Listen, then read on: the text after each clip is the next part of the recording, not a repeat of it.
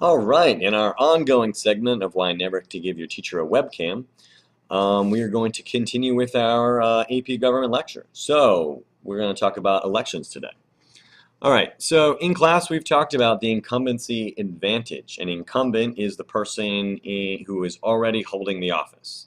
So in 2012, when President Obama ran for president, he was the incumbent president.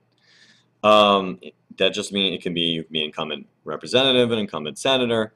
In this case, we're talking about Congress, so we're talking about the incumbency advantage for senators and representatives. One of the major advantages is casework, also called constituent services. So essentially, this is when constituents, the people in a district or a state, contact their representative or senator and ask for some favor. It might be help getting VA benefits for a former member of the military. It could be trying to get help getting Social Security benefits. It could be any number of things. Casework is important because essentially senators or representative staffs do not ignore people who call and write to the representative, because if they took the time to write a letter, you know they're going to vote.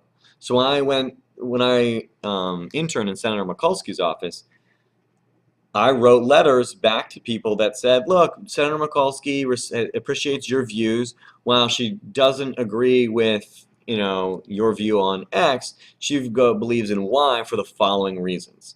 And so they take the time to send these letters back, to return phone call, to return email, because it makes the senator or representative seem like they care. And not saying that they don't, but it seems like they're involved. And so that is an important aspect of basically getting elected, because by showing that you're representing your district or your state, you are showing them that you care, and that sort of thing is a huge advantage. And really, the legislative staff for the senator or representative spends a great deal of their time working on casework and constituent services, whether it's taking phone calls, writing emails, writing letters. Franking. Franking is the ability to send mail for free. That's a big deal because then you can send a letter to every single constituent about your legislative achievements, how you have fought for your district. And by being able to send that stuff for free, you're reminding people of who you are and what you've done for their district or state. And finally, name recognition. People know who people know who their representative is, or at least they recognize the name. They might not know what they do, but they recognize the name. So when they get into the booth and they're like, oh, I voted for this guy last year. They might not know exactly what he did, but he's the guy they elected last time. Seems to be going okay, so I'm not going to worry about it. So name recognition is also very important. It's also, it's not just if you're in office. If your name is Arnold Schwarzenegger and you ran for governor, people know who you are. They know who you are from some crappy movies that you made, but they still know who you are. If it's Richard Hoppock running for office, no one knows who this is unless these videos get way more popular than they should, because they're not that good. All right, the last piece here is reapportionment, redistricting, and gerrymandering. They're each distinctive pieces here, and you need to know what they are. They all exist only in the House. Reapportionment is every 10 years we take a census. And when we take the census, we see that the population has redistributed. And when we see that, the census has to redistribute the number of representatives each state has. Let me show you an example of that. So in 2000 census, you can see that this area here, the upper Midwest, including New York and Pennsylvania, was known as the Rust Belt because of factories that are there. They all lost representatives because their population decreased. That's New York, Pennsylvania, Ohio, Indiana, Illinois, so forth and so on. And that's what the green means. Dark green is losing 2 seats, light green is losing 1 seat. The blues gained, and so you can see the gains are in the South primarily and in the West. Texas gained 2. You have Arizona gaining 2. So basically so all of a sudden that means that New York has 2 fewer representatives than they used to, and Texas has 2 more, and so forth and so on. They do this every 10 years. That's why reapportionment in the census is such a big deal. In the most recent election, that didn't work. There we go. In the most recent election, I'm sorry I don't have the names, but I'm hoping you guys know the names of the states. You can see that Texas gained 4 representatives. They went from 32 to 36. California stopped growing, probably because their economy is hemorrhaging. Florida is still growing, and you can see that the upper Northwest still isn't doing that well. All right? So people are moving south, they're moving west. But it just means that these states have more power.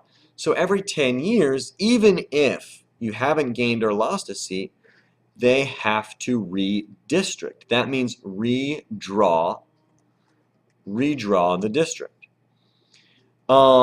Because if people have moved to Northern Virginia from Southern Virginia, then you have to draw more districts in Northern Virginia. Every single district should have about 680,000 people. And so you have to draw districts. The states, so the federal government apportions the number of representatives a state has. The states, usually the state legislatures, redistrict or draw the actual districts. And generally what happens is there is something called gerrymandering. The gerrymander was basically named after Elbridge Gerry. This is Massachusetts right here somehow. And it was basically that he drew a district that looked like apparently a salamander or monster. And so as a result, they named this the gerrymander. This is relevant. Let me show you. Okay, so basically, gerrymandering is redrawing the districts to benefit one side or another. So there's a few restrictions on gerrymandering that I'm about to show you. All right, and not here. Okay. So, court cases you need to know. Baker versus Carr. Basically, what Baker versus Carr said is there was a challenge on how they redistricted. And it went to the Supreme Court, and the Supreme Court's decision in Baker versus Carr was simply that the question was asked, do they have the right to get in, the Supreme Court have the right to get involved in how states redistrict a state? And the answer to the case was yes. Baker versus Carr, all it says is that they have the right to redistrict. That the Supreme Court has the right to get itself involved in redistricting if it seems unfair. And that becomes relevant because the next court case we're going to talk about is Westbury versus Sanders. And basically what they did in Westbury versus Sanders is they drew districts so that one district had, let's say, so if every district was supposed to have 680,000, one district had 2 million and 3 districts had like 300,000. So that meant that the people who had districts that were 300,000 got more representation. So the question was that does this violate did Georgia's congressional districts violate the 14th Amendment or deprive them of the full benefit of the right to vote? And the answer is that it does violate the 14th Amendment and basically created this one man, one vote principle that everyone's vote should be worth more or less the same. So the person who's voting in the district that has 2 million people, their vote is worth a sixth or a seventh of what the person who is voting in the district that has only 300,000. So they're not exactly the same. Every district is slightly different size, but they're supposed to be more or less, I think, about 680,000 now. They have capped the number of districts to 435. That was decided in 1900 or 1922, something around there, because there are just too many members of the House. So that was why they decided to cap it. All right. So next slide. Packing and cracking. So this is kind of gerrymandering. I'm going to explain that in a moment. But they cannot be used to dilute the voting power of minorities. I'm going to explain that more. And districts must be contiguous and compact. Contiguous means they must be connected. Compact, I think you know what that means. But if you look at what the districts look like, it's very clear that the states don't know what compact means. So I'm going to show you some examples of what gerrymandering looks like. So this is clearly a gerrymandered district. As you can see, the Hopi Indian Reservation is here, and then the rest of Arizona is here. And this was done based on the fact that the Hopi sued because they did not want to be part of the larger Navajo reservation. The Navajo reservation completely surrounds the Hopi reservation, and they felt that they weren't being represented in their district because they were outnumbered by the Navajo. The Supreme Court more or less, I mean, the courts agreed, and so this district is how it's drawn. So it basically follows the Colorado River here and then goes around here. The other district is completely surrounding the Hopi Indian Reservation. All right, other examples of gerrymandering.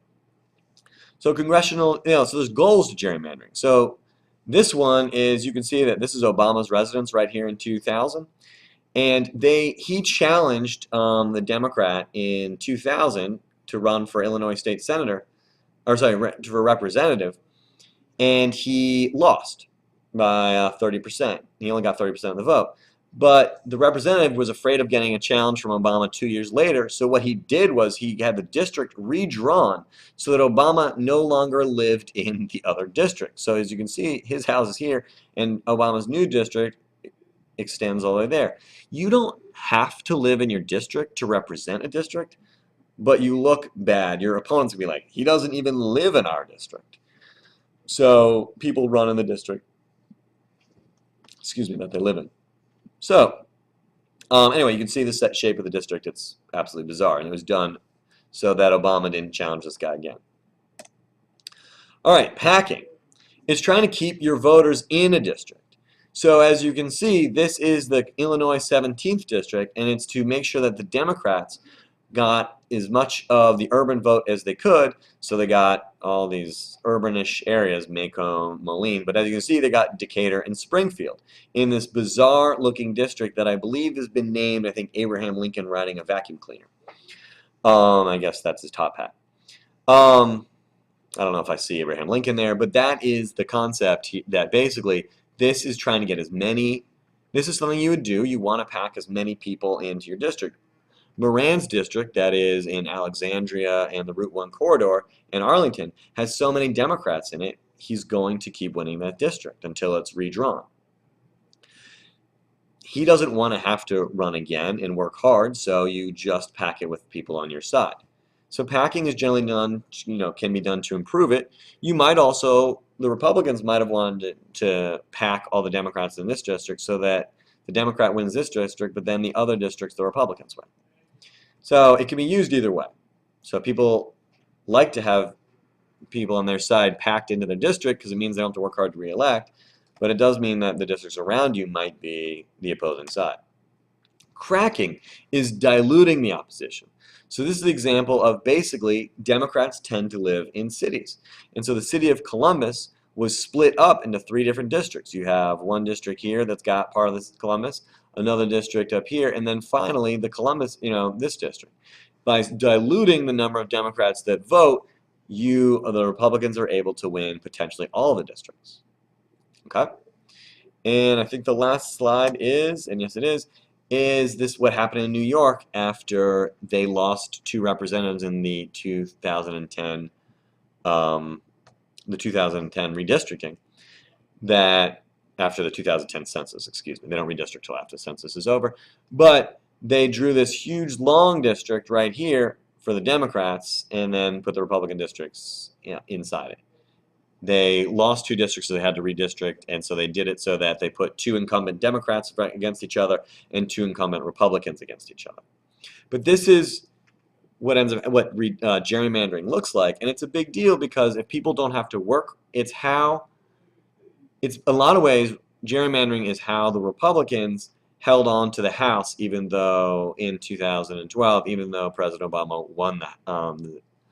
Held on to the Democrats held on to the Senate and the presidency. Don't think that it's only Republicans that gerrymander. The Marylanders just gerrymandered someone out of their district, one of their districts, a Republican named Roscoe Bartlett. And anyway, point is, and Democrats had done it for years before that. If you have any questions on any of this, please ask me in class. Have a great day.